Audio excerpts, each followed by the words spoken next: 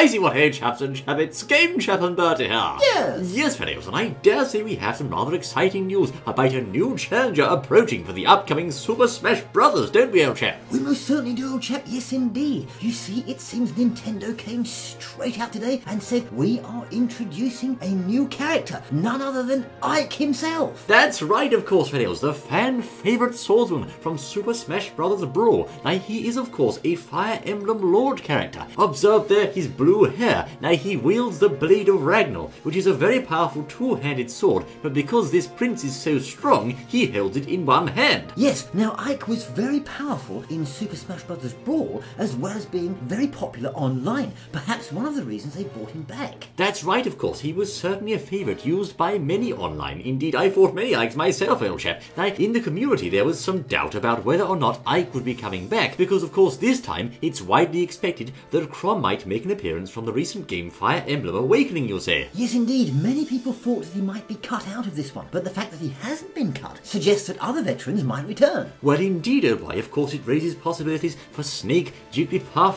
Rob, Mr. Game & Watch, and other various characters there that are potentially on the cut possibility list. But of course, Ike's appearance suggests indeed that Nintendo are keen on catering for the fans. Most certainly, and they're keeping them on their toes by releasing these characters or announcing them one by one at regular intervals before launch, but not saying, hey, they're all here now. You have to wait, and they're coming up with new ones as time goes on. That's right, it's all very exciting, old chap. Now observe, speaking of Ike's design, as you can see there, he is a very beefy character, of course a strong character, fairly slow, but indeed most certainly a heavyweight. Now this time around, his design is based on the Fire Emblem Radiant Dawn appearance. And of course, as Mr. Sakurai observed, his sword deals heavy damage, of course. Yes, many say his forward smash in Brawl was overpowered, and a lot of people used to use it online because of that reason. Yes, indeed, many new players, of course, used to love spamming the old forward smash, as you might recall there, fellows. It, of course, had a slow start-up, but was notoriously powerful and sent many an unobservant player to their doom. Yes, indeed, so this character may be one that a lot of people go for when the game comes out. Yes, indeed, of course, assuming, of course, that he has not been nerfed since his Brawl appearance.